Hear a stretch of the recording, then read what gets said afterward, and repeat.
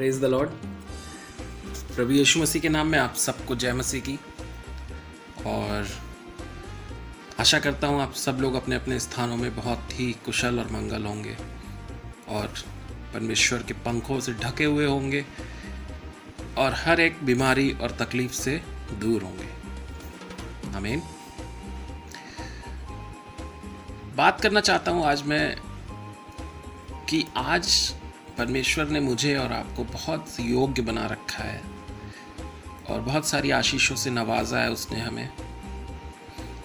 तो क्या आज हम इस बात को रियलाइज़ करते हैं कि हाँ, सच में परमेश्वर ने हमें आशीषें दी है, या हम अपने आप को ही बहुत ज़्यादा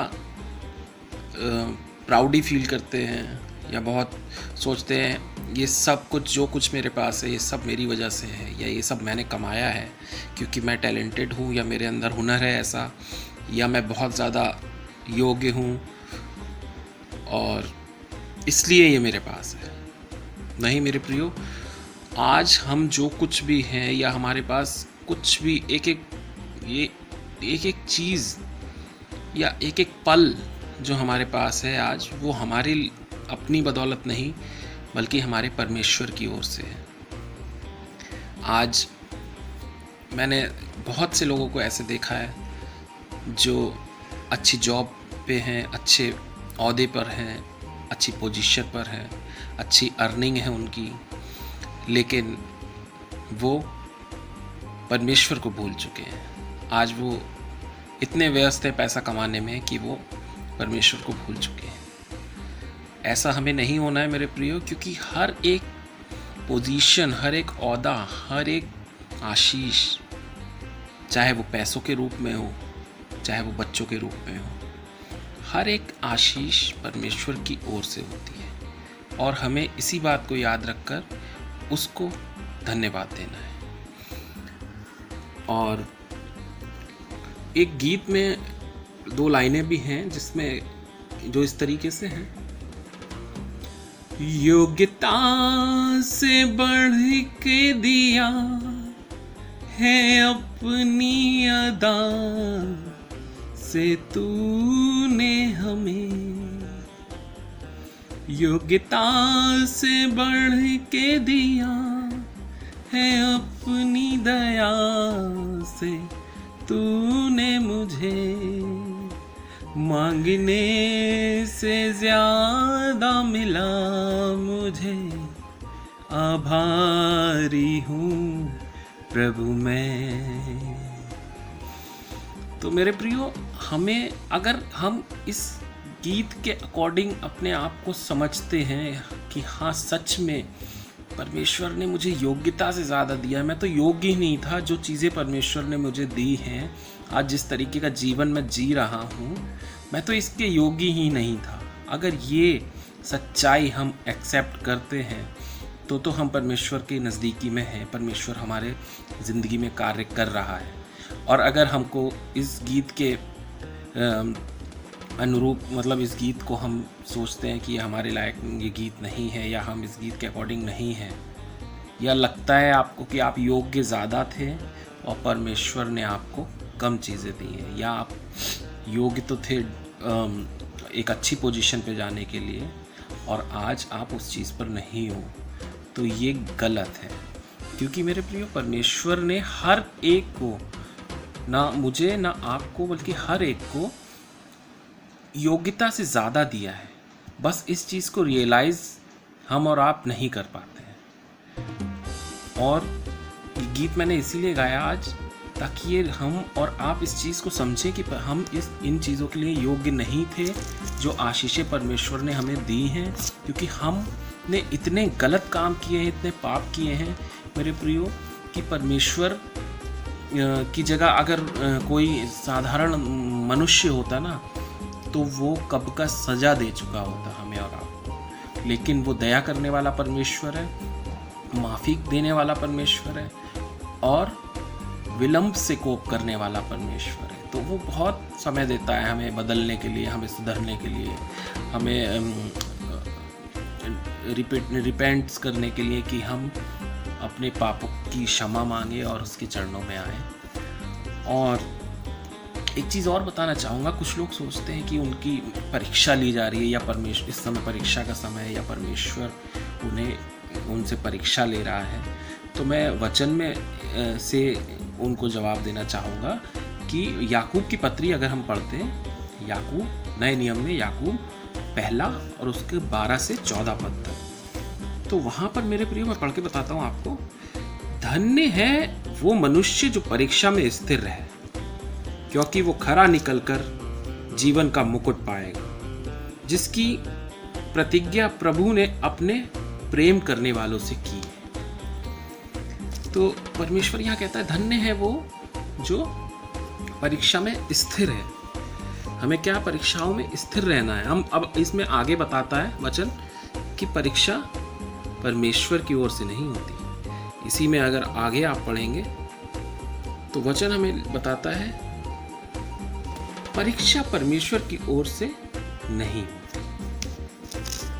लिखा है जब किसी की परीक्षा हो तो वो ये ना कहे कि परीक्षा परमेश्वर की ओर से होती है, क्योंकि ये ना तो परमेश्वर कोई परीक्षा लेता है, और जो भी परीक्षा होती है वो उसकी अपनी अभिलाषाओं में खिंच कर होती है। जी मेरे प्रियो, मनुष्य अपनी अभिलाषाओं में पढ़कर परीक्षा में पढ़ता है।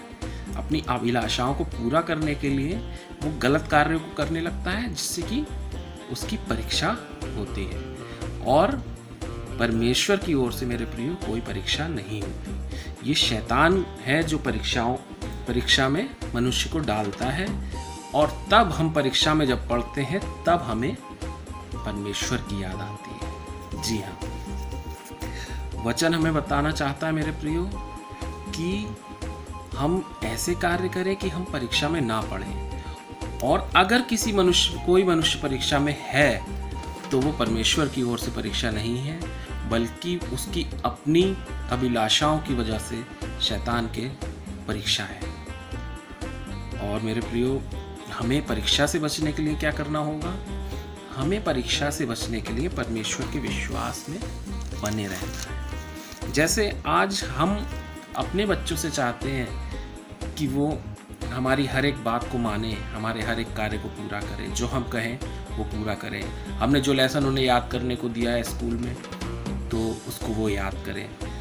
जो काम हम अपने बच्चों को बताते हैं, हमें उम्मीद होती है कि वो करें, और अगर वो नहीं करते हैं तो मेरे प्रियो, हम और आप क्या होते हैं, बहुत ज़्यादा हर्ट हो जाते हैं कि आज मेरे बच्चे ने या मेरे बेटे ने या मेरी बेटी ने मेरा कहना नहीं सुना। और फिर हम उसको मारते या डांटते नहीं हैं, हम उसको प्यार से समझाते हैं कि बेटा बड़ों की आज्ञा माननी चाहिए। तो मेरे प्रियो, ऐसा ही विश्वास परमेश्वर भी हमसे चाहता है। और इस विश्वास के लिए मैं एक वचन और पढ़ूंगा आपके सामने। प्रकाशित वाक्य निकालेंगे, उसका 2 अध्याय और 10वां पद, जहां वचन कहता है जो दुख तुझको झेलने होंगे उनसे मत डर, क्योंकि देखो शैतान तुम में से कुछ को जेल खाने में डालने पर है, ताकि तुम परखे जाओ, ताकि हम और आप परखे जाएं। अगर हमें कोई दुख होता है या हम दुखी होते हैं तो हमें उनसे, वचन में लिखा है, नहीं डरना है। इसी में हम 10वें पद में और आगे लिखा हुआ है, और तुम्हें 10 दिन तक कलेश झेलना होगा। हमें क्या करना होगा? 10 दिन तक कलेश झेलना होगा। आगे जो वचन लिखा है वो मेरे प्रियो सबसे महत्वपूर्ण है, जो कि लिखा है 10 दिन तक कलेश झेलना होगा, प्राण देने तक विश्वासी रह, तो मैं तुझे जीवन का मुकुट दूंगा। मेरे प्रियो, जैसे हम अपने बच्चों से उम्मीद करते हैं कि वो हमारे बच्चे हमारे विश्वासी रहें या हमारे आज्ञाकारी रहें, ऐसे ही परमेश्वर भी चाहता है मुझसे और आपसे, और वो चाहता है प्राण देने तक मैं और आप उसके विश्वासी रहें। ये बहुत बड़ी बात है मेरे प्रियो। हमें अपने परमेश्वर से इतना प्रेम करना है कि प्राण देने तक हमें मुकरना नहीं है, हमें उसमें बने रहना है। बहुत सारी परीक्षाओं का दौर आने वाला है मेरे प्रियो। बहुत सारे लोग आपका मजाक भी बनाने वाले हैं, बहुत सारे लोग आपको हो सकता है इनकरेज की जगह डिस्करेज करें कि और आप दुआ बंदगी से दूर हो जाएं। ऐसा नहीं करना है मेरे प्रियो। दुआ बंदगी में बने रहना है, परमेश्वर में बने रहना है। उसकी सिर्फ वो ही है जो हमें क्या देगा, जीवन का मुकुट देगा। वचन प्रकाशित वाक्य 2 उसके 10 को आप ज़रूर पढ़ें और मेरे प्रियो इस पर चिंतन मनन करें। इस वचन पर, इस छोटे छोटे वचनों को हम पढ़ते हैं, अपने जीवनों को इनके अकॉर्डिंग अगर हम चलाते हैं तो हम बहुत सारी आशीषों के हकदार होते हैं। परमेश्वर आपके साथ बना रहे मेरे प्रियो, बहुत सारी आशीषें आपको दे और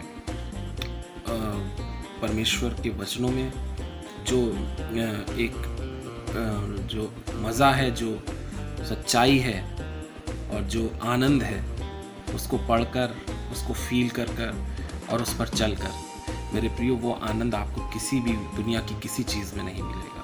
प्रेज द लॉर्ड। परमेश्वर आपके संग बना रहे। आमीन।